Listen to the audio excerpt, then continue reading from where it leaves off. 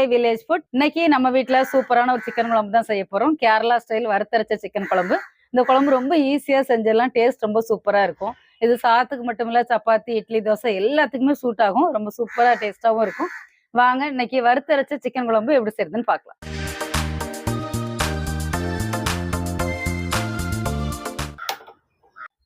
இப்போ கடாய் அடுப்புல வச்சிடலாம். இன்னைக்கு வந்து நம்ம எல்லாமே வறுத்தரைச்சு தான் செய்ய போறோம். எண்ணெயெல்லாம் ஊத்தாம வெறும் கடாயில தான் நம்ம இன்னைக்கு எல்லாமே வறுக்க போறோம். 2 துண்டு பட்டை, 2 கிராம்பு, 2 ஏலக்காய், 1/4 ஸ்பூன் சோம்பு, 1 ஸ்பூன் மிளகு, எல்லாம் லைட்டா வறுத்துடலாம். இந்த குழம்பை பொறுத்த வரைக்கும் நம்ம எல்லாமே அடுப்பை வந்து மீடியம் ஃப்ளேம்ல வச்சுதான் வறுக்கணும். அப்படி இல்லைன்னா கசப்பாயிடும் குழம்பு. இது எல்லாமே நல்லா வறுபட்டுருச்சு. நம்ம இதோட தேங்காய் சேர்த்துடலாம். 1/4 மூடி தேங்காய் துருவல் எடுத்து வச்சிருக்கிறேன். இதில் சேர்த்துடலாம்.